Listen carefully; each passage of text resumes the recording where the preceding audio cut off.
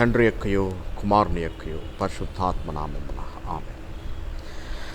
ప్రభునందు ప్రియ దేవుని బిడలారా, యేసుక్రీస్తు శ్రేష్టమైన దివ్యమైనటువంటి పరిశుద్ధమైన నామంలో మీకందరికీ కూడా శుభములు వందనాలు తెలియచేస్తున్నాను. గడిచిన కాలమంతా కూడా మనము ఈ కీర్తనల ధ్యానంలో మనము సాగిపోతూ ఈనాటికి మనము ఈ యొక్క 24వ కీర్తనకు మనము వచ్చి ఉన్నాం. ఇది మరొక శ్రేష్టమైనటువంటి కీర్తన. ఈ కీర్తనలో కూడా అత్యంత దైవికమైనటువంటి విషయాలు, మన క్రియలు ఏ విధంగా ఉండాలి అనేటువంటి విషయాలు, తర్వాత దేవునికి మనం ఇవ్వవలసినటువంటి గౌరవం, దేవునికి మనము చెల్లించవలసినది ఏమిటి అనే తదితర విషయాలన్నీ కూడా ఈ కీర్తనలో పొందుపరచబడ్డాయి. ఈ కీర్తనకు అనేకమైనటువంటి పండితులు అనేక విధాలుగా దీనికి టైటిల్స్ ఏర్పాటు చేయడం జరిగింది, హెడ్డింగ్స్. దీనికి కొంతమంది కింగ్ ఆఫ్ గ్లోరీ అనేటువంటి టైటిల్ ఆపాదించారు.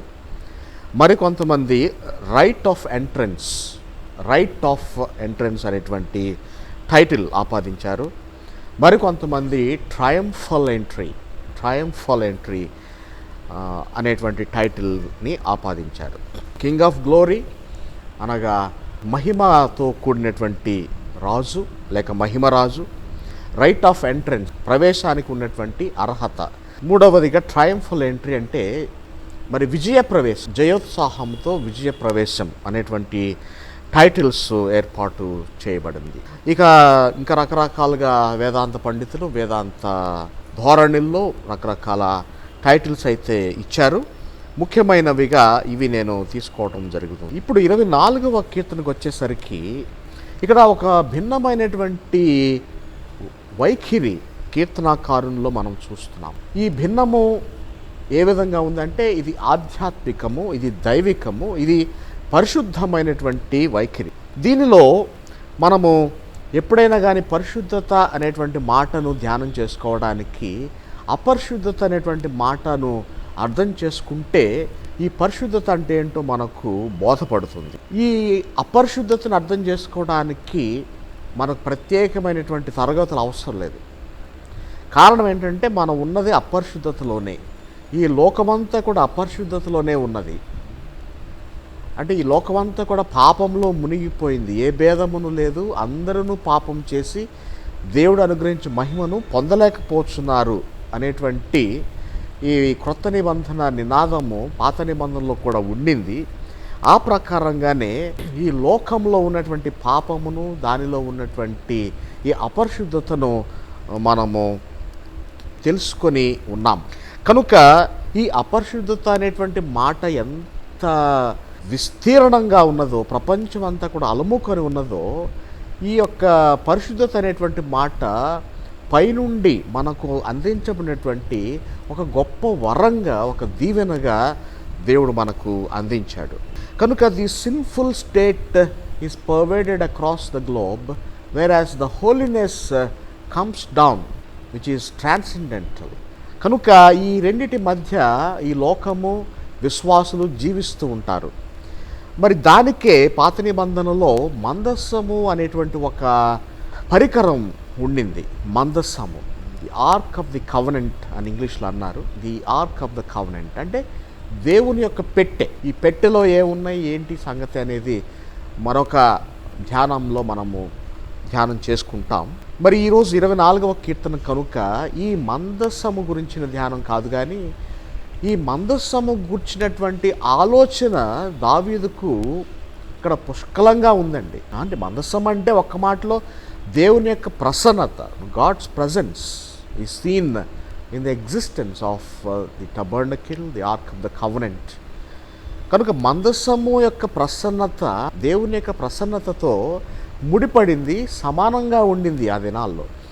అయితే ఎక్కడ మందస్సము ఉంటుందో అక్కడ దేవుడు తన ప్రజలకు విజయాలను అందించాడు. మరి ఇది విజయోత్సాహ కీర్తన అని చెప్పుకున్నాము, ట్రయంఫల్ ఎంట్రీ అని చెప్పుకున్నాము. దీనిలో ఒకవేళ మందస్సము అనేటువంటి ఆలోచన లేక మందస్సము అనేటువంటి విధానం అని మందసాన్ని కొనిపోయేటువంటి విధానం ఉంటే ఉండవచ్చును. ఒకవేళ ఉంటే స్కాలర్స్ చెప్పినటువంటి విధంగా, పెద్దలు పేర్కొన్నటువంటి విధంగా, ఒకవేళ మందసము అనేటువంటి విధానము, దాన్ని తీసుకువెళ్ళేటువంటి విధానం ఒకవేళ ఈ కీర్తనలో ఉండి ఉండవచ్చు అని మన పెద్దలు పేర్కొంటున్నారు.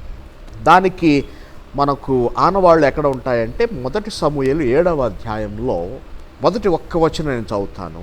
అంతటా కిర్యత్యారీము వారు వచ్చి యెహోవా మందసమును తీసుకొని పోయి కొండ యందుండే అబీనాదాబు ఇంట చేర్చి దాన్ని కాపాడుటకై అతని కుమారుడైన ఏలియాజరును ప్రతిష్ఠించిరి. అంటే ఇది సౌలు గారు ఉన్నప్పుడు జరిగినటువంటి ఒక క్రియ. సౌలు రాజుగా ఉన్నప్పుడు జరిగినటువంటిది ఏంటంటే, ఈ మందస్సాన్ని ఏదో ఒక విధంగా నయాన భయాన తీసుకొచ్చి కిర్యత్యారీము అనేటువంటి ఊరిలో ఒక ఇంటిలో భద్రపరిచారు. ఆ తర్వాత దావీదు రాజు అయిన తర్వాత ఏం చేశాడంటే, ఆ కిర్యత్యారీము అనేటువంటి ఊరిలో ఉన్నటువంటి ఆ మందస్సాన్ని తీసుకురావడానికి దావీదు పూనుకున్నాడు. ఎక్కడికి తీసుకురావడానికంటే యెరూషలేము తీసుకురావడానికి.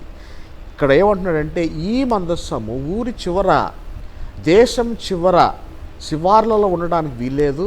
ఇది మందస్సము దేవుని యొక్క ప్రసన్నత కనుక ఇది కేంద్రానికి రావాలి. అంటే కేంద్రము అయినటువంటి యెరూషలేమునకు రావలసి ఉన్నదని దావీదు లోతైనటువంటి పోరాటం చేసి ఆ మందస్సాన్ని మరలా వెనక్కి తీసుకువచ్చి ఆ యెరూషలేములో ఉంచినట్టుగా ఇక్కడ మనకు చరిత్ర లేక పరిశుద్ధ గ్రంథము మనకు విధించుచున్నది.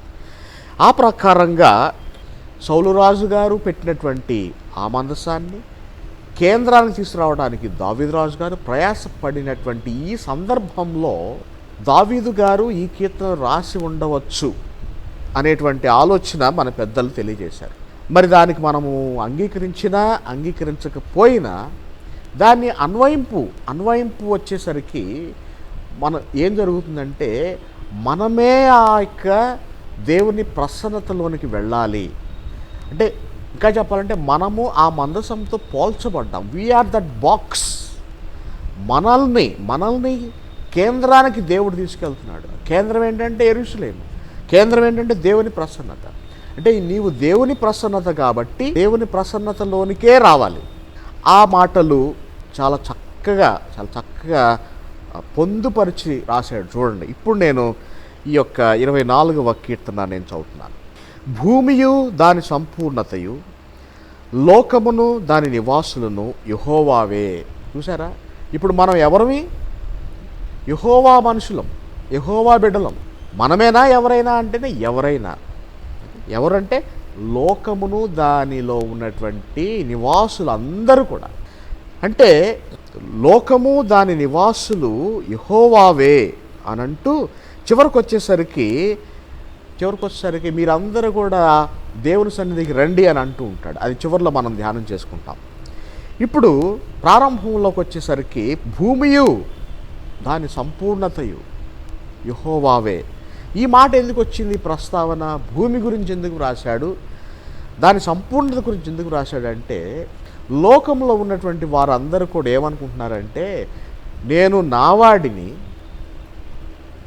నాకు నేనే ప్రభువుని, నాకు నేనే నియంతను, నేను చెప్పిందే వినాలి, నేను చెప్పిందే జరగాలి, నేను చెప్పిందే ఫైనల్ అని మన వాళ్ళు సొంత ఆలోచనతో దేవుణ్ణి విస్మరించి, దేవుని మాటలను విస్మరించి సొంతగా అధికారాన్ని సృష్టించుకొని ఇది నాది నాది నాది అని అంటూ జీవిస్తున్నారు.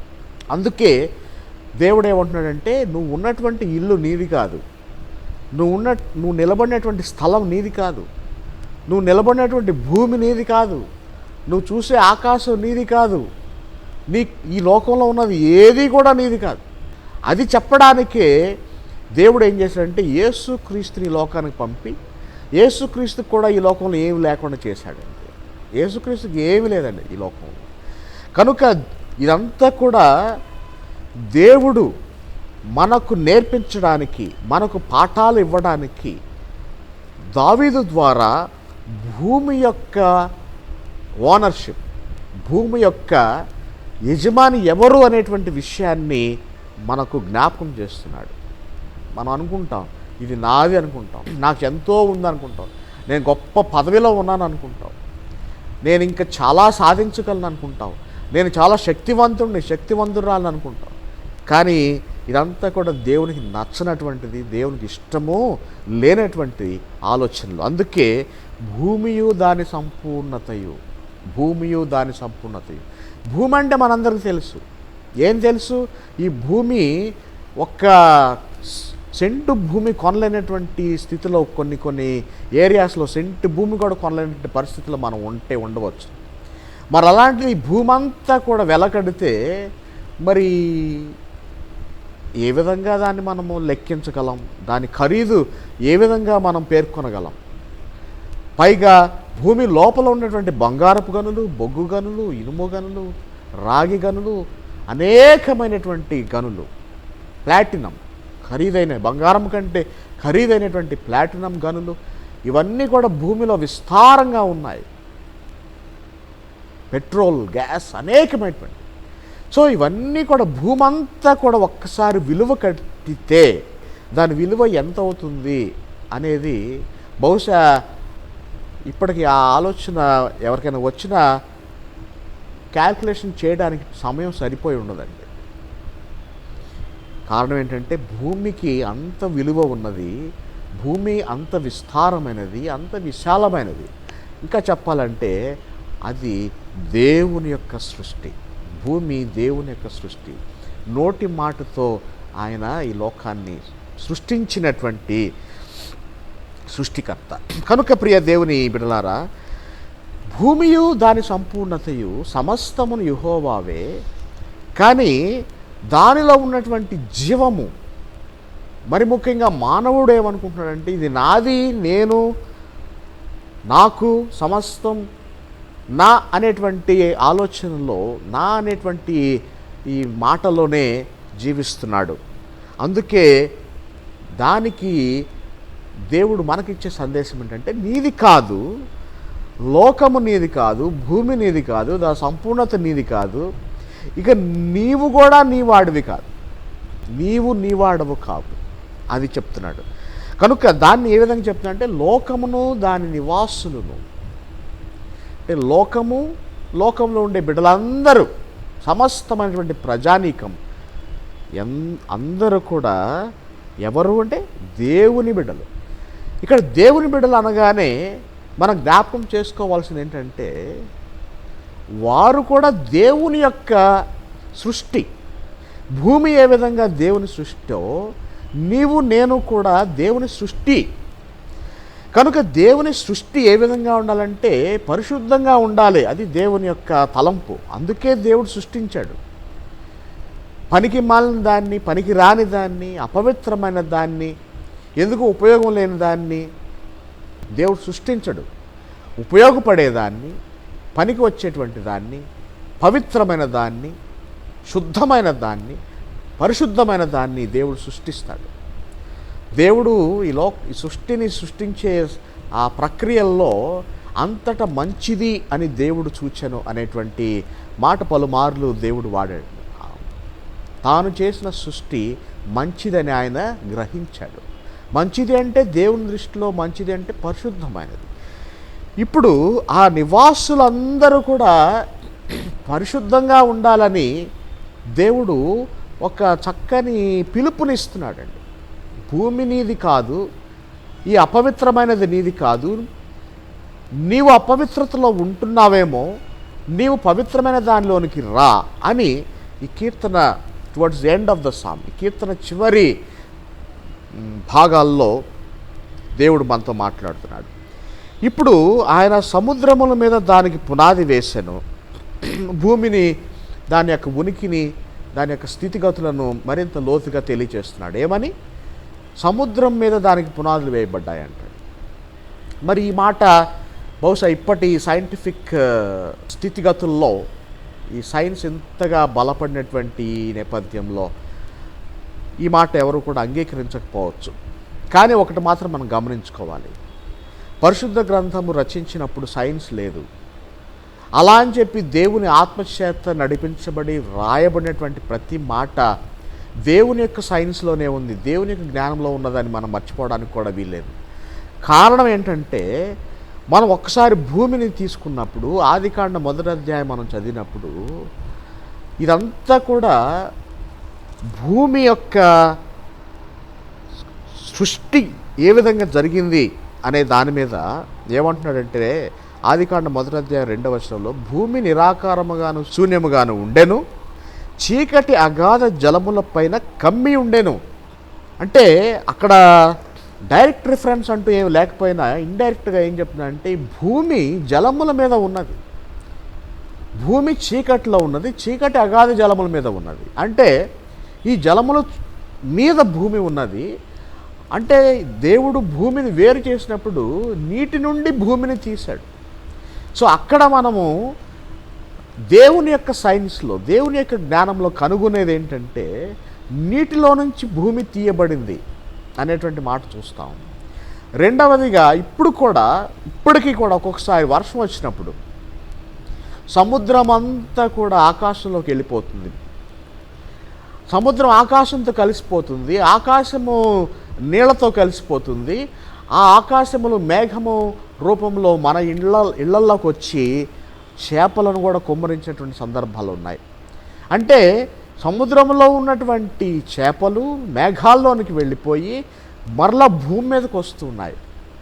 మరి అప్పుడు ఈ భూమి చుట్టూ నీరు ఉందని మనం నమ్మలేమా? ఈ యొక్క భూమికి నీరు పునాది అని మనం నమ్మలేమా? దీని యొక్క మరొక అర్థం ఏంటంటే భూమిలో జీవించేటువంటి వారికి పునాదులే నీరు. ఎందుకంటే నీరు జీవంతో సమానం. నీరు లేకుండా భూమి లేదు, నీరు లేకుండా లోకము లేదు, నీరు లేకుండా లోకంలోని నివాసులు కూడా లేరు. కనుక నీరు అనేటువంటి పునాది మీద మనము జీవిస్తున్నాం. భూమిలో నీరు ఉన్నది, ఆ పునాదుల మీద మనం జీవిస్తున్నాం. కనుక నీరు మనకు పునాదిగా, మనకు అవసరత తీర్చేటువంటి ఒక వస్తువుగా మనకు దేవుడు మనకిచ్చాడు. కనుక ఈ మాటలో ఎటువంటి తారతమ్యం లేదండి. ఈ మాటలో సంపూర్ణత దాగి ఉంది. ఏ మాటలోనండి? సముద్రముల మీద దానికి ఆయన పునాది వేసెను అనేటువంటి మాట. ప్రవాహ జలముల మీద ఆయన దానిని స్థిరపరచెను. ప్రవాహ జలములు అంటే ప్రవహించేటువంటి జలములు. ఇక్కడ జలములు ప్రవహిస్తుంటే ఏ భవంతైనా, ఏ కట్టడైనా నిలబడుతుందా? ప్రవహించేటువంటి నీటిలో ఏదైనా నిలబడుతుందా? No way. నిలబడటానికి వీల్లేదండి, ఎందుకంటే అది ప్రవహిస్తుంది. కానీ దేవుడు ఏం మాట్లాడుతున్నాడు చూడండి, ప్రవాహ జలముల మీద దాన్ని స్థిరపరచెను. ప్రవాహ జలములు అంటే ఇక్కడ రెండు అర్థాలు ఉన్నాయి. నిజంగా ప్రవహించేటువంటివే జలాలు ఉన్నాయి, దేవుని ఆజ్ఞ చేత అవి ప్రవహిస్తూ ఉన్నాయి. పరలోక పట్టణములో ఆ పట్టణము మధ్యలో నుంచి ఒక జీవజల నదీ ప్రవాహము ప్రయాణం చేస్తూ ఉంటే, ప్రవహిస్తూ ఉంటే దానికి ఇరువైపులా జీవవృక్ష ఫలములు నిచ్చు చెట్లు కాపు కాస్తూ ఉంటున్నాయి, అవి ఫలాలు ఇస్తూ ఉంటున్నాయి. దాని భావం ఏంటంటే ఈ ప్రవాహం లేకపోతే జీవము లేదు. ఇంగ్లీష్లో ఒక సామెత ఉంది, స్టాగ్నెన్స్ ఈజ్ డెత్. అంటే ప్రవాహము లేని చోట మరణము రాజ్యమేలుతుంది, ప్రవాహము ఉన్న చోట జీవము ఏలుబడి చేస్తుంది. అంటే ప్రవాహమే జీవం. అంటే ప్రవాహ జలములు దేవుని యొక్క సృష్టి. జలములు ప్రవహిస్తూ ఉంటే జీవం ప్రవహిస్తున్నట్టుగా జీవము ప్రవహిస్తూ ఉన్నది. ఈ లోకములో ఈ భూమి జలముల మీద స్థాపించబడినప్పుడు ఆ జలములు ప్రవహిస్తూ ఉంటే, ఆ జలములు సముద్రంలో నుంచి ఆకాశంలోకి, ఆకాశంలోకి భూమి మీద నుంచి భూమి క్రిందకు, మరలా సముద్రంలోకి, ఈ విధంగా ఒక సైకిల్ చక్రం వలె ప్రవహిస్తూ ఉంటే అది జీవం కాదా? ప్రవాహ జలముల మీద దేవుని యొక్క స్థిరత్వము కనబడటం లేదా? కనబడుతుంది. అందుకే ప్రవాహ జలముల మీద దేవుడు దానిని అనగా భూమిని స్థిరపరిచారు. అంత లోతైనటువంటి మాట మనం చదువుకుంటున్నాం. తరువాత మూడవ వచనంలో మరింత లోతైనటువంటి మాటలు ఉన్నాయి. ఈ 3వ వచనానికి వెళ్ళక పూర్వము ఈ యొక్క కీర్తనను నేను ఏ విధంగా విభజించుకున్నానో అర్థం చేసుకోవడానికి దానిని ఒకసారి ఈ స్కెల్టన్ నేను తెలియచేస్తాను. మొదటి 2 వచనాలు ఇప్పుడు మనం ధ్యానం చేసుకున్నాం. The creator and the lord, సృష్టికర్త మరియు ప్రభువు. సృష్టికర్త ఎవరు? దేవాది దేవుడు, ముమ్మాటికి దేవుడే. ఆయన నోటి మాట చేత సృష్టి జరిగింది. తర్వాత ద లార్డ్ అంటే మన ప్రభు ఎవరంటే సృష్టికర్త. అంటే దీన్ని మరింత వివరణ ఇవ్వడానికి సృష్టికర్త మనకు ప్రభువుగా ఉన్నాడు. So the creator is our Lord అంటే సృష్టికర్త మనలను కాపాడుతున్నాడు, మనల్ని పోషిస్తున్నాడు, మనల్ని బ్రతికిస్తున్నాడు, మనకు అందిస్తున్నాడు దీవెనలు, మనకు కృపణిస్తున్నాడు. అంటే ఎక్కడో ఉన్నటువంటి సృష్టికర్త, మనం ఊహించుకోవడానికి కష్టమైపోయేటువంటి సృష్టికర్త ఎక్కడో లేడు, మన మధ్యలో ఉన్నాడు. ఆయనే ప్రభువు. అందుకే యెహోవా దేవుడు అనేటువంటి మాట పలకటానికి వారు ఇష్టపడరండి యూదులు. కారణం ఏంటంటే యెహోవా అంటే సృష్టికర్త, ఎక్కడో ఉన్నటువంటి ప్రభువు. అందుకే యెహోవా మాట వచ్చినప్పుడు ప్రతిసారి కూడా వాళ్ళు ఏమని పిలుస్తారంటే అదోనాయ్ అని పిలుస్తారు. అదోనాయ్ అంటే రాజా, ప్రభువా అని. కాబట్టి మొదటి పాయింట్లో the creator and the Lord, హీబ్రూలో ఒకే పదం కానీ ప్రొనౌన్సియేషన్ తేడా.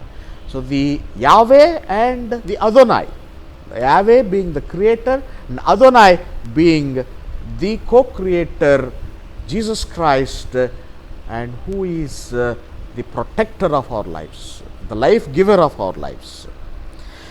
కనుక ఈ విధంగా మొదటి 2 వచనాలు యెహోవా దేవుడు మనకు ప్రభువుగా ఉన్నాడు అనేటువంటి విషయాలు తెలియజేస్తున్నాయి. అది మనం ధ్యానం చేసుకున్నాం. ఇప్పుడు 3 నుంచి 6 వచనాల వరకు ఏ విధంగా నేను ఏర్పాటు చేసుకోవడం జరిగిందంటే right of entrance into his presence, right of entrance into his presence. Right అంటే క్వాలిఫికేషన్, అంటే qualification of entrance into his presence. ఇది 2వ భాగం. అనగా దేవుని యొక్క ప్రసన్నతలోనికి ప్రవేశించడానికి ఉండవలసినటువంటి అర్హతలు, యోగ్యతలు, హక్కులు 2వ భాగం. 3వ భాగం 7వ వచనం నుంచి 10వ వచనం వరకు who is the king of glory, ఇంకా చెప్పాలంటే who is God, who is the king of glory అంటే ఈ మహిమగల దేవుడు, మహిమగల రాజు ఎవరు? ఇంకా తెలుగులో చెప్పాలంటే, ఇంకా బలంగా చెప్పుకోవాలంటే తెలుగులో మహిమగల దేవుడు ఎవరు? మనం చాలాసార్లు ప్రశ్నించుకునే ప్రశ్న ఇది. దేవుడు ఎవరండి? దేవుడు ఎక్కడున్నాడండి? అసలు ఆయన ఉంటే ఇలా ఎందుకు జరుగుతుందండి, ఇక్కడ ఇలా ఎందుకు జరుగుతుందండి అనేటువంటి ఆలోచన చేయనటువంటి మానవుడు లేడు. అలా చేయనటువంటి మానవుడు కూడా దేవుని సృష్టిలో భాగమే. అందుకే ఏం జరుగుతుందంటే ఈ లోకము, దాని నివాసులు అందరూ కూడా ఈ జయప్రవేశం చేయాలి, యెరూషలేమునకు రావాలి, దేవుని ప్రసన్నతలోనికి రావాలి, దేవుని ప్రసన్నతలోకి ప్రవేశించాలి.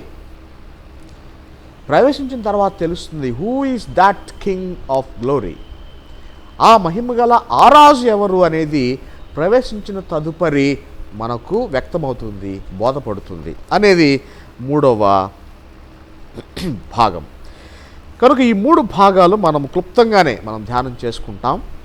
ఇప్పుడు 3వ వచనంలో యెహోవా పర్వతమునకు ఎక్కదగిన వాడు ఎవడు? 3వ వచనం అంటే 2వ భాగంలోకి వస్తుంది. The right of a person to enter in to his presence అని చెప్పుకున్నాం. Qualification of a person to enter in to his presence. ఒక వ్యక్తి, ఒక విశ్వాసి యొక్క అర్హత దేవుని సన్నిధిలోనికి వెళ్ళటానికి విశ్వాస యొక్క అర్హత ఏమై ఉన్నది అనేది ఇక్కడ ఒక చక్కని ప్రశ్న మనకు సంధించారు. యెహోవా పర్వతమునకు ఎక్కదగిన వాడెవడు? ఆయన పరిశుద్ధ స్థలములో నిలువదగిన వాడెవడు? సరిగ్గా ఇవే మాటలు మనం 15వ కీర్తన ధ్యానం చేసుకున్నప్పుడు మనం చదువుకున్నాం.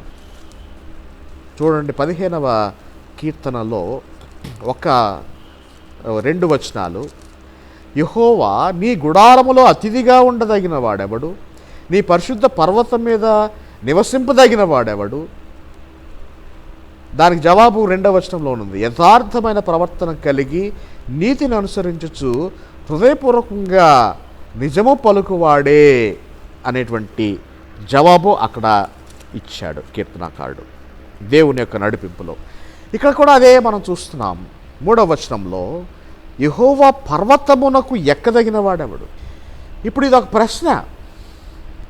ఈ ప్రశ్న మనము ఈ ధ్యానం అనేటువంటి ఈ సమయంలో ఈ 1-2 గంటలు ధ్యానం చేస్తే సరిపోదండి. దానికి జవాబు మనకు లభించకపోవచ్చు. ఎందుకంటే ఇది జీవితాంతము వేసుకోవాల్సినటువంటి ప్రశ్న. మన బ్రతుక్కాలమంతా కూడా ఈ ప్రశ్నకు జవాబు మనం వెతుకుతూనే ఉండాలి. ఎందుకంటే మనం ఎప్పుడు మంచి పని చేస్తున్నామో, ఎప్పుడు చెడ్డ పని చేస్తున్నామో, ఎప్పుడు దేవుని సన్నిధికి వస్తున్నామో, ఎక్కడ పడిపోతున్నామో, ఎక్కడ లేస్తూ ఉన్నామో ఆధ్యాత్మికంగా మనకే అర్థం కావటం లేదు. we do not know the time of our rise and our fall. అందుకే ఈ ప్రశ్న మనము జీవితాంతము మన మీద మనమే సంధించుకోవాలి. యెహోవా పర్వతమునకు ఎక్కదగిన వాడెవడు? ఆయన పరిశుద్ధ స్థలంలో నిలువదగిన వాడెవడు? ఇప్పుడు ఈ మందసాన్ని యెరూషలేముకు తీసుకురావడానికి వీరందరూ కూడా ప్రయాసపడుతున్నారు. ఈ మందసాన్ని మోయటానికి అర్హత ఎవరికి ఉంది? ఈ మందసాన్ని ఈ లోపలికి నడిపించడానికి ఎవరికి అర్హత ఉంది? అసలు నీవు వెళ్ళటానికి నీకు అర్హత ఉన్నదా? నీవు దేవుని సన్నిధికి, దేవాలయమునకు వెళ్ళటానికి నీకు అర్హత ఉన్నదా అని దేవుడు సూటిగా ప్రశ్నిస్తున్నాడు. ఆయన పరిశుద్ధ స్థలంలో నీవు నిలబడగలవా? అర్హత ఉన్నదా అని దేవుడు ప్రశ్నిస్తున్నాడు. దీనికి జీవితాంతం కూడా మనల్ని మనం పరిశీలన చేసుకున్నప్పుడు మనకు అనునిత్యము కూడా వచ్చేటువంటి జవాబులే ఇక్కడ ఉన్నాయండి. 4వ వచనంలో చూడండి, చక్కని జవాబులు రాస్తున్నాడు. ఇవి చక్కని జవాబులు అని ఎందుకన్నానంటే వాస్తవానికి ఇవి భయంకరమైనటువంటి జవాబులు, మనం భరించలేనటువంటి జవాబులు. కానీ మనము భరించి వాటిని మనము ఆమోదించి మన పాపాన్ని మనం ఒప్పుకొని దేవుని సన్నిధిలో మనము ప్రార్థన చేసి క్షమించు ప్రభువా అని ప్రార్థన చేసి క్షమాపణతో ఉన్నప్పుడు ఇవి చక్కని మాటలు, చక్కని జవాబులు. ఏమనంటున్నాడు? వ్యర్థమైన దాని యందు మనసు పెట్టకయు. ఉదయం లేస్తే మనం చేసే పనంతా కూడా వ్యర్థమైందేనండి. ఉదయం నుంచి సాయంత్రం వరకు మనం దేవుని గూర్చినటువంటి ఆలోచన చేయడం లేదు. దేవుని గూర్చిన ఆలోచన చేయకపోవటమే వ్యర్థమైనటువంటిది. పరిశుద్ధము కానిది అపరిశుద్ధమైనది, పవిత్రము కానిది అపవిత్రమైనది, దేవునికి సంబంధించిన కానిది వ్యర్థమైనది. అంటే మన ఉద్యోగాల గురించి, జీవన విధానం గురించి మాట్లాడటలేదు. మన ఆలోచన విధానం, పనికి వచ్చేటువంటి ఆలోచనలు చేయాలి, వేస్ట్ ఆలోచనలు, పనికి మాలిన ఆలోచనలు, ఉపయోగం లేనటువంటి ఆలోచనలు, దేవునికి ఇష్టము లేనటువంటి ఆలోచనలు చేయడానికి వీల్లేదని దీనికి జవాబుగా మనకు ఇవ్వబడుతుందండి. తరువాత కపటముగా ప్రమాణము చేయకయు. ఈ ప్రమాణాలు ఎక్కువైపోయినాయండి ఈ రోజుల్లో. ఒట్టు పెట్టుకొనొద్దు అని బైబిల్ సెలవిస్తుంది. ప్రమాణాలు చేయొద్దు అని బైబిల్ సెలవిస్తుంది. అబద్ధ సాక్ష్యం పలకవద్దని బైబిల్ సెలవిస్తుంది. కపటం అంటే అబద్ధ సాక్ష్యమే. ఇక్కడ ఒక మాట చెప్పి మరొక వ్యక్తి దగ్గర మరొక మాట చెప్పడమే కపటం. దేవుని సన్నిధిలో ప్రార్థించి బయటకు వెళ్ళి పాపానికి ఒడికట్టడమే కపటం. బైబిల్లో ఒకటి చదివి బయట ఒకటి చెప్పడం కపటం. ప్రేమించినట్టుగా నటించడం కపటం. వ్యర్థమైనవి, వ్యర్థమైన ఆలోచనలు, కపటమైనటువంటి ఆలోచనలు, కపటమైనటువంటి క్రియలు, కపటమైనటువంటి ప్రేమ, కపటమైనటువంటి సహాయం. ఈ సహాయంలో, ఈ ప్రేమలో, ఈ విధానంలో, ఆత్మీయతలో కపటము చోటు చేసుకుంటుంది, కపటము దాగి ఉంటుంది. యథార్థమైనటువంటి మనస్సు ఉండడం లేదు. అదే మనకు అర్హతగా మనకు పరిణమిస్తుందండి. నిర్దోషమైన చేతులు. దావీదు చేతులు నిర్దోషం అని చెప్పాడు దేవుడు. నీవు కట్టడానికి వీల్లేదు, నీ చేతులు రక్తమయం అని దేవుడు దావీదును దాటిపోయి సొలొమోనుకి దేవాలయం నిర్మాణం చేయాలని దేవుడు ఆజ్ఞాపించాడు. అంటే దావీదు చేతులే నిర్దోషమైన చేతులు అని దేవుడు పేర్కొన్నాడు. కానీ దావీదు తెలుసుకున్న తరువాత, ప్రార్థించిన తరువాత ప్రభు సన్నిధికి ఎవరు అర్హులు అని తనలో తాను మదన పడిపోయి, వేదన పడిపోయి, ప్రార్థన చేసి, ఏడ్చి, ప్రలాపించి, దుఃఖించి, రొమ్ము కొట్టుకొని, బాధపడి ప్రభు యొక్క ఆతిథ్యము స్వీకరించిన తర్వాత, ప్రభు యొక్క క్షమాపణ స్వీకరించిన తర్వాత ఆయన సంపూర్ణంగా మారిపోయి దేవుని పరిచర్య, ఆయన లేని పరిచర్య దేవునికి ఆయన చేశాడండి. ఇక్కడ కూడా అదే చూస్తున్నాం మనం. ఎవరు కూడా తన గురించి తాను చెప్పుకోడండి. నేను చెడ్డవాడిని ఎవరు చెప్పుకోరండి. నేను అక్కడ ఆ రోజు ఆ తప్పు చేశానని ఎవరు ఒప్పుకోవటం లేదండి. ఒప్పుకోవడానికి కూడా ఈగో అడ్డు వస్తుందండి. దేవుని సన్నిధిలో ఒప్పుకోవడానికి కూడా ఏ మానవుడికి వినపడకుండా సాక్షాత్తు దేవునికి వ్యక్తిగతంగా పర్సనల్గా చేసే ప్రార్థనలో కూడా ఒప్పుకోలేనటువంటి స్థితిలో మనం ఉన్నామేమో. స్వచ్ఛమైన హస్తాలు. మనకి ఈ కొన్ని బ్యాంక్ అడ్వర్టైజ్మెంట్స్లో సేఫ్ హ్యాండ్స్ అని ఒక కాషన్ లైక్ క్యాప్షన్ వస్తుందండి. సేఫ్ హ్యాండ్స్, మా బ్యాంకులో డబ్బులు దాచుకుంటే మా హస్తాలు క్షేమకరమైన హస్తాలు, అవి క్షేమంగా ఉంటాయి మీ డబ్బు. ఎక్కడో ఎవరో క్షేమాన్ని అందిస్తున్నారు, కానీ నిజంగా మన చేతులు క్షేమకరమైనవేనా? మనం చేసేటువంటి పని, మనం రాసేటువంటి పుస్తకం, మనం రాసేటువంటి సాక్ష్యం, మనం పెట్టేటువంటి సంతకం, మనం పెట్టేటువంటి ఏ విధమైనటువంటి అధికారపూర్వకమైనటువంటి పేపర్ నిర్దోషమైన చేతులతో చేస్తున్నామా? దోషము లేనటువంటి చేతులుగా చేస్తున్నామా అంటే దానికి హృదయం మీద ఆధారపడి ఉంటుందంట. దానికి ఏమంటున్నాడు? శుద్ధమైన హృదయమును కలిగి ఉండు వాడే దోషమైన చేతులను తొలగించుకొని నిర్దోషమైనటువంటి చేతులను పొందుకుంటున్నాడు.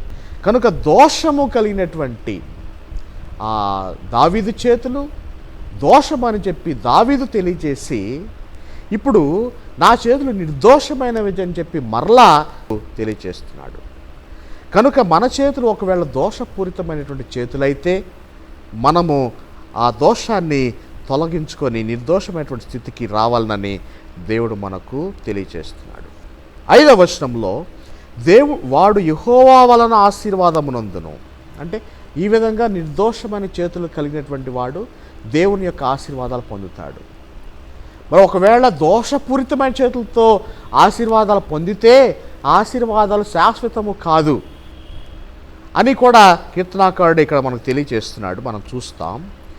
ఇప్పుడు ఈ నిర్దోషమైన చేతులు కలిగినటువంటి వాడు ఆశీర్వాదం పొందుతాడు అని మనం చూసాము. 5వ వచనం 2వ భాగంలో తన రక్షకుడైన దేవుని వల్ల నీతిమత్వమునందును, అంటే తన రక్షకుడు అంటే దేవుడు అంటున్నాడు. మరలా దేవుడు అనే మాటకు ఇక్కడ మరలా ప్రభు అనే అర్థం వస్తుందండి. అంటే రక్షకుడు ఎవరు అంటే ప్రభు, యేసుక్రీస్తు ప్రభు. రక్షకుడు మనకు నీతిమత్వాన్ని ఇస్తాడంటే, అంటే మనం చేసేటువంటి ఆలోచనలన్నీ కూడా దోషపూరితమైనవి, కపటహస్తములు, కపటముగా ఉన్నటువంటి మన ఆలోచనలు, హృదయము సమస్తాన్ని ప్రభు అయినటువంటి యేసుక్రీస్తు తొలగించడానికి సిద్ధంగా ఉన్నాడు. ఎప్పుడంటే మరలా మనం మొదటి వచనంకి వెళ్ళిపోవాలి. అప్పుడు ఏమని? లోకము దాని నివాసులను యెహోవావే.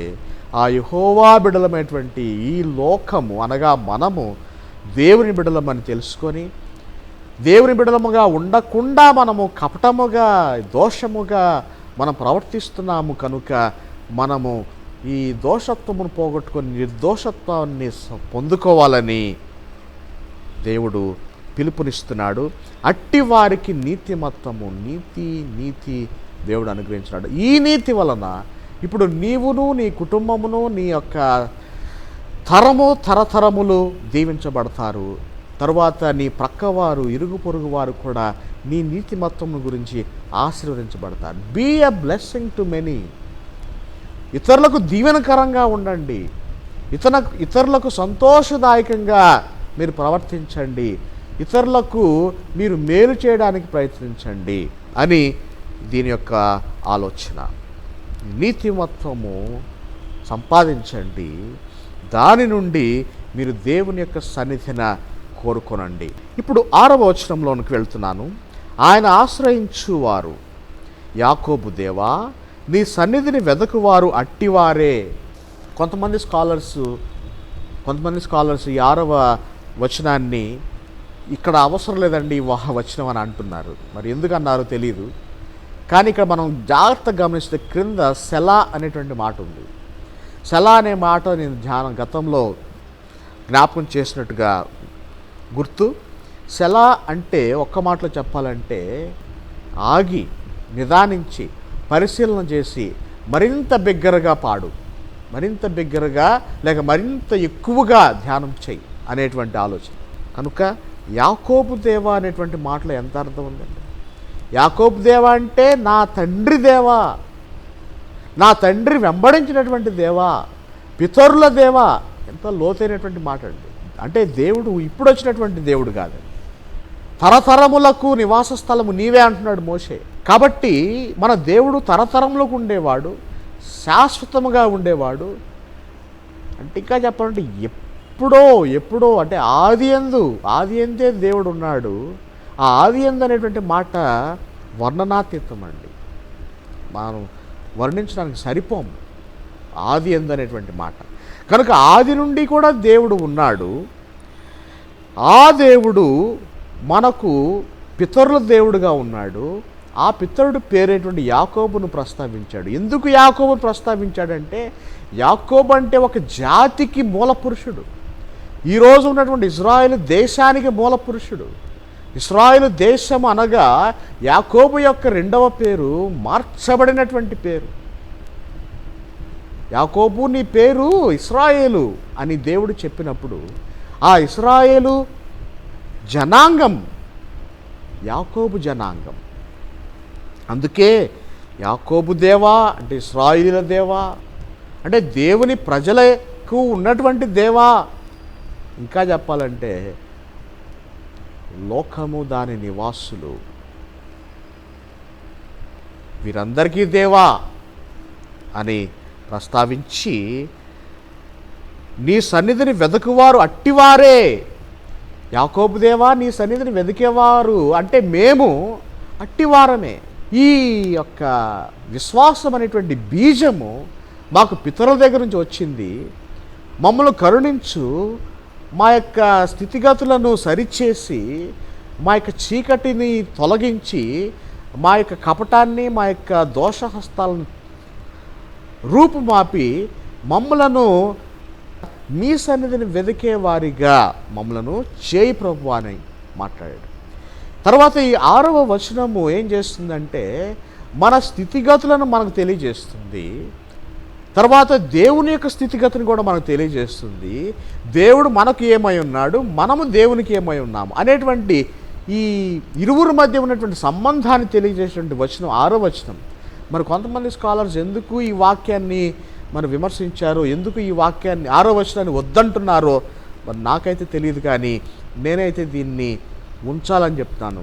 సెలా అనే మాట వలన కాదు, కానీ ఈ 6వ వచనం వలన దేవుని యొక్క ప్రసన్నతను వ్యక్తం చేస్తూ, మన స్థితిగతులను తెలియజేస్తూ, ఇద్దరి మధ్య ఒక చక్కని సంబంధాన్ని తీసుకొచ్చేటువంటి వచనమే 6వ వచనం.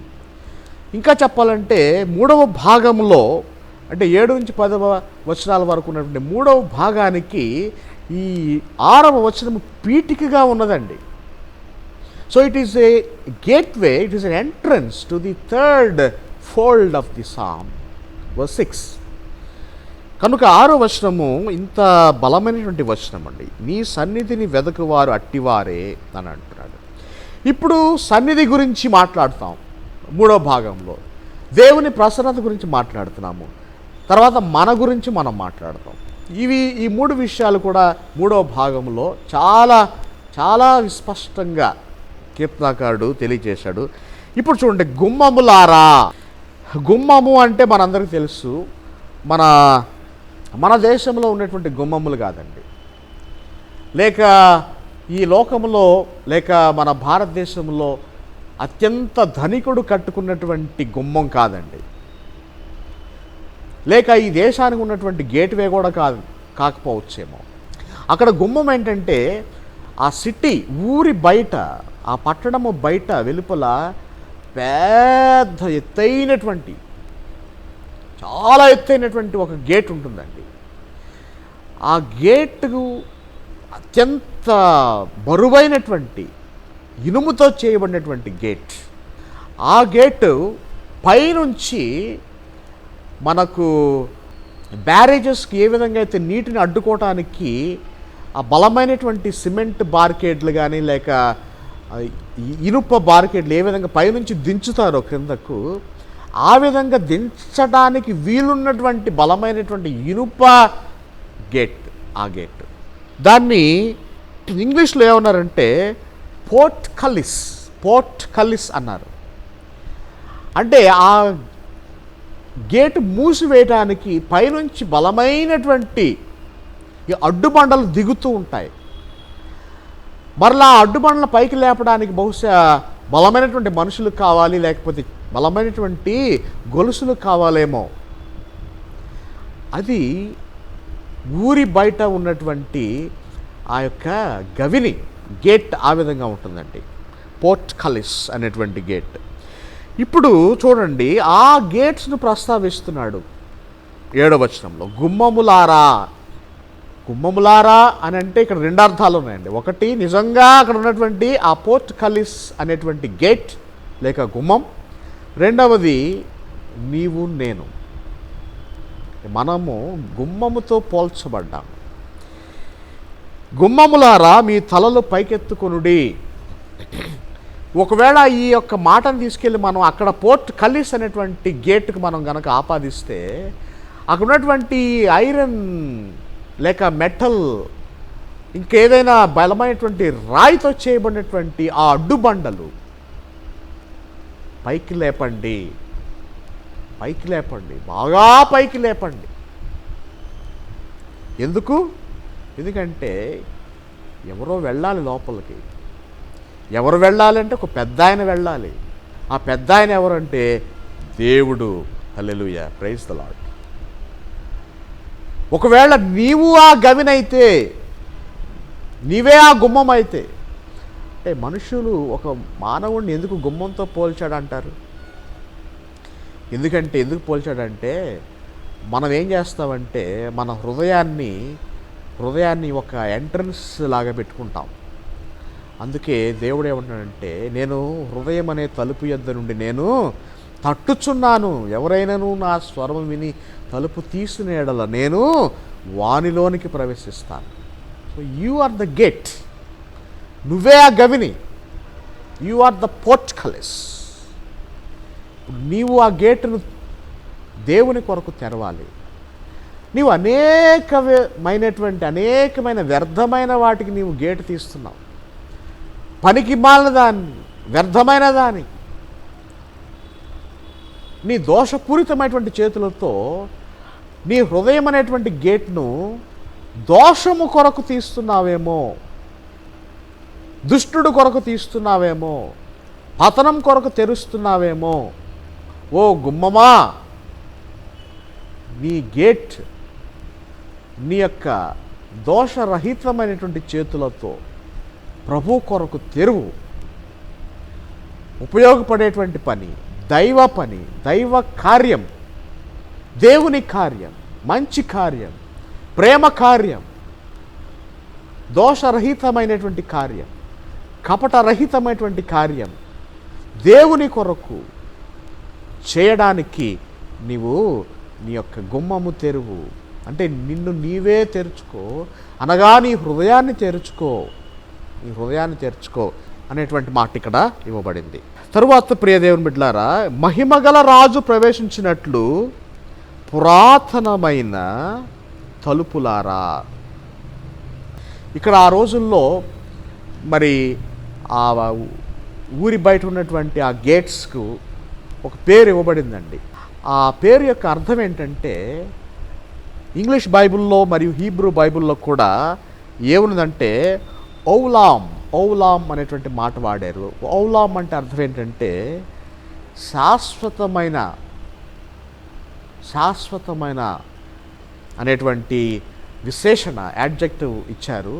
దాని అర్థం ఏంటంటే ఓ ఎవర్లాస్టింగ్ డోర్, అంటే శాశ్వతమైన తలుపులారా. ఇక్కడేమనుంది?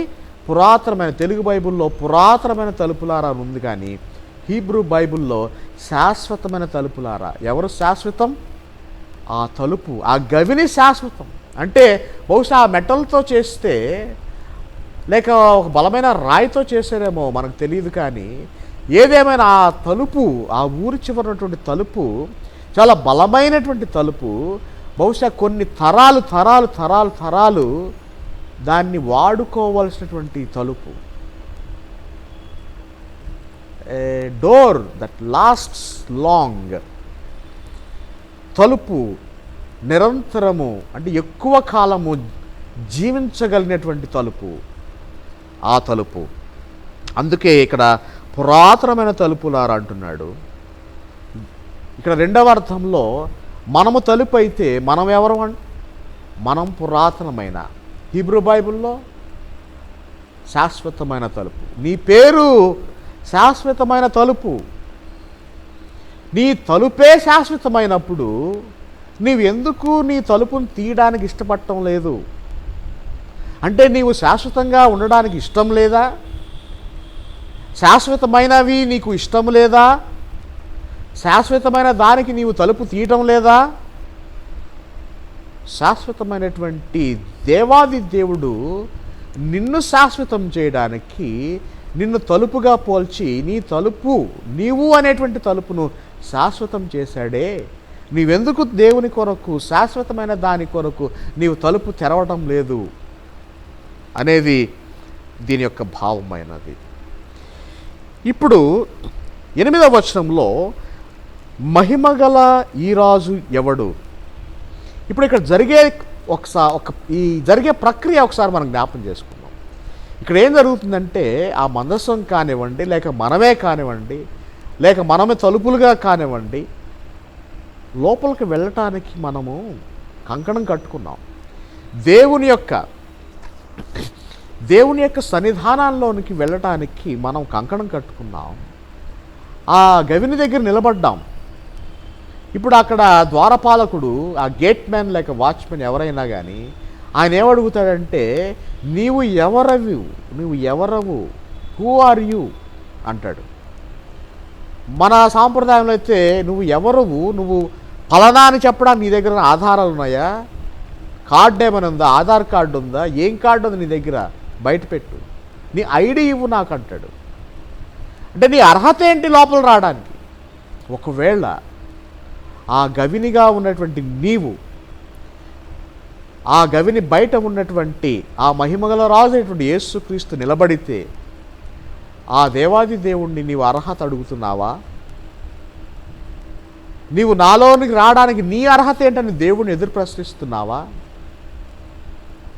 మహాపాపం. దేవుణ్ణి ప్రశ్నించడానికి మనము పుట్టలేదు, దేవుని ప్రశ్నించడానికి మనము పుట్టించబడలేదు. అందుకే మొదట్లోనే ఆయన తేల్చి చెప్పాడు, భూమియు దాని సంపూర్ణతయు, లోకము దాని నివాసులను యెహోవావే. You do not belong to you. నీకు నీవే చెందినవాడవు కానప్పుడు ఎదురుగా ఉన్నటువంటి ఆ మహిమగల రాజు, సృష్టికర్త అయినటువంటి దేవుణ్ణి ఎలా ప్రశ్నిస్తావు? నీవు ప్రశ్నించడానికి వీల్లేదండి. అందుకే కీర్తనాకారుడు ద్వారా దేవుడేం చెప్తున్నాడు? తలుపులారా. ఇప్పుడు తలుపులారా అంటున్నాడు. గుమ్మానికి తలుపుకి పెద్ద తేడా లేదు. ఈ కవిత్వం కొరకు వాడబడినటువంటి పదప్రయోగం. ఒకవేళ ఉన్న ఆ రెండు చేసే పని ఒకటి కనుక, ఓ గుమ్మమా, ఓ తలుపు, నువ్వేం చేయాలి? మిమ్మును లేవనెత్తుకొనుడి. ఓ తలుపు, నిన్ను నీవు లేవనెత్తుకో. అంటే నీవే ఆ మెటాలిక్ ఆ అడ్డుబండను పైకి లేపేసాయి, పైకి తీసుకెళ్ళిపో. అప్పుడు దేవుడు ప్రవేశిస్తాడండి. మహిమగల ఈ రాజు ఎవడు? బలశౌర్యములు గల యెహోవా, యుద్ధశూరుడైన యెహోవా. ఇది దావీదుకి వ్యక్తిగతం, మనకు కూడా వ్యక్తిగతమే. ఎందుకంటే మన జీవితంలో మనం అనేక మార్లు బలహీనంగా ఉండిపోయాం, బలహీనంగా పడిపోయాం, విసిగిపోయాం, వేసారిపోయాం. దేవుని యొక్క ప్రసన్నత కొరకు మనము ఆవేశపడుతున్నాం, దేవుని యొక్క ప్రసన్నత కొరకు వేగిరపడుతున్నాం. అందుకే ఇక్కడ కీర్తనాకారుడు ఏమంటున్నాడు? నీవు మహిమగల రాజు ప్రవేశించినట్లు మిమ్మల్ని లేవనెత్తుకొనుడి. యుద్ధశూరులు అంటున్నాడు. బలశౌర్యములు గల యెహోవా అంటున్నాడు. మనకు అవసరమైనటువంటిది కూడా అదేనండి. మనం బలమైనటువంటి నాయకుడు మనకు ఉంటే మనం దిగులు లేకుండా పడుకుంటాం. మన నాయకుడు, మనల్ని సంరక్షించే ప్రభువు ఎవరైనా సరే, మన మీద ఈగ వాలకుండా సంరక్షించేటువంటి ఎవరైనా సరే బలమైన వాడైతే మనము నిశ్చంతగా ఉంటాం. ఇక్కడ ఇశ్రాయేలు దేశం నిశ్చంతగా జీవిస్తుంది, నిశ్చంతగా నిద్ర తీసుకుంటుంది, విశ్రాంతి తీసుకుంటుంది. అందుకే మీరు మీ హృదయాన్ని తెరవండి, మీ హృదయాన్ని పైకి లేపండి. దానిలోనికి అనగా నీ హృదయంలోనికి, ఈ గుమ్మములోనికి, నీవు అనేటువంటి గుమ్మములోనికి, నీవు అనేటువంటి తలుపులోనికి యేసుక్రీస్తు ప్రవేశిస్తాడు. అది అప్పుడు ఆయన యుద్ధశూరుడని, ఆయనకు బలశౌర్యములు కలవాడని నీవు మరింత నమ్మి నీవు శాశ్వతమైనటువంటి కృపలో నీవు అభివృద్ధి పొందుతావు. తరువాత 9వ వచనంలో గుమ్మములారా మీ తలలు పైకెత్తుకునండి. మరలా ఇదే ప్రశ్న వేస్తున్నాడు. పురాతనమైన తలుపులారా, ఇప్పుడు చూడండి, మహిమగల రాజు ప్రవేశించినట్లు మిమ్మును లేవనెత్తుకొనుడి. ఇక్కడ మొత్తం 3 సార్లు జరుగుతుందండి. ఫస్ట్ సారేమో 7వ వచనంలో చివరి భాగంలో మిమ్మును లేవనెత్తుకొనుడి అని మాట చూసాము. 9వ వచనంలో గుమ్మములారా మీ తలలు పైకెత్తుకొనుడి అని మాట చూసాం. మరలా 9వ వచనం చివరి భాగంలో మిమ్మును లేవనెత్తుకొనుడి అంటే మిమ్మల్ని మీరు లేవనెత్తుకుంటే ఆ తర్వాత మీరు మీ తలలను లేవనెత్తుకుంటారు. అంటే మీరు హుందాగా మీరు బ్రతుకుతారు. అంటే మీరు సంతోషంగా బ్రతుకుతారు, మీరు ఆరోగ్యంగా బ్రతుకుతారు. కనుక మరలా పురాతనమైన తలుపులారా అంటే ఎవర్లాస్టింగ్ డోర్స్ అనేటువంటి మాట. మీరు మహిమగల రాజు ప్రవేశించినట్లు మిమ్మల్ని మీరు లేవనెత్తుకొనుడి అని అంటున్నాడు. 10వ వచనం, మహిమగల ఈ రాజు ఎవడు? సైన్యములకు అధిపతికి యెహోవాయే. దానికి పూర్తి అవగాహన మనకు వచ్చేసిందండి. ఇంతకు ఎవరు ఈ రాజు అని అంటే దేవుడు. ఎవరు దేవుడు అంటే రాజు. రాజు ఎందుకు అంటే నిన్ను కాపాడటానికి. ఎందుకు కాపాడాలంటే నీ ఉన్నటువంటి స్థితి సరిలేదు, దోషమైన చేతులు, కపటమైనటువంటి మనస్సు, హృదయములో శుద్ధము స్వచ్ఛత లేదు. ఈ విధంగా ఈ లోకం అంతా నాది అనుకోవటం, నేనే దీని అంతటికి అధికారిని అనుకోవటం, ఈ స్వార్థపూరితమైనటువంటి కపటపూరితమైనటువంటి దోషపూరితమైనటువంటి ఆలోచనలతో మనము ముద్ర వేసుకొని తిష్ట వేసుకొని మొరాయించుకొని కూర్చుంటే దేవుడు ఏమంటున్నాడంటే ఇది సరికాదు, నీవు మారిపోవాలి, మార్చబడాలి, నీవు శుద్ధమైనటువంటి స్థితిని సంపాదించుకోవాలి, దేవుని సన్నిధికి రావాలి, దానికి ద్వారములు తెరవాలి, వాక్యమును తెరవాలి, ప్రార్థన చేయాలి, దేవునికి ఇష్టమైనటువంటి ప్రతి పని కూడా ప్రారంభించాలి, ప్రతి పని కూడా చేయాలి. అప్పుడు నీవును నీ ఇంటి వారును శుద్ధ హృదయము కలిగి జీవిస్తారు. మీరు తలలో పైకెత్తుకొని తిరుగుతారు, మీరు ఆరోగ్యంగా ఉంటారు, క్షేమంగా ఉంటారు, శాశ్వతంగా జీవిస్తారు. ఇదంతా కూడా ఏ విధంగా సాధ్యం అంటే మహిమగల రాజు నీలోనికి వచ్చినప్పుడు, మహిమగల రాజు నీ పట్టణంలోనికి వచ్చినప్పుడు, మహిమగల రాజు నీ కుటుంబంలోనికి వచ్చినప్పుడు, మహిమగల రాజు నీలోనికి వచ్చినప్పుడు అది సాధ్యమవుతుంది. అందుకే దేవుడు ఏం చేశాడు తెలుసా? ఈ భూమి అనేటువంటి గోళం, ఈ గోళం అనేటువంటి గుమ్మములోనికి లోకమును దాని నివాసులను ఉన్నటువంటి ఈ గుమ్మములలోనికి దేవుడు ఈ లోకంలోనికి యేసుక్రీస్తు గారు ప్రవేశించాడు. ఇప్పుడు మనము ఆయన కొరకు మనం ఆహ్వానం పలకపోతే, మన హృదయాన్ని ఆయన కొరకు మనం తెరవకపోతే, ఈ భూమియు దాని సంపూర్ణతయు ఎవరి వశములో అయితే ఉన్నవో, లోకము దాని నివాసులు ఎవరి వశమైతే ఉన్నారో వీరందరూ కూడా ఏమైపోతారు? అశాశ్వతంగా మిగిలిపోతారని దేవుడు వీరందరికీ కూడా శాశ్వతమైనటువంటి కృపను, శాశ్వతమైనటువంటి జీవమును, శాశ్వతమైనటువంటి రక్షణ ఆనందమును మరియు శాశ్వతమైన ఆశీర్వాదం మనకు, మన కుటుంబాలకు అనుగ్రహించడానికి ఆయన బయట వేయించేసి ఉన్నాడు, ఎదురు చూస్తూ ఉన్నాడు. ఆయన మన కొరకు ఎదురు చూస్తూ ఉన్నాడు. తలుపు మనము ఎప్పుడు తీస్తామో అని ఆయన ఎదురు చూస్తూ ఉన్నాడు.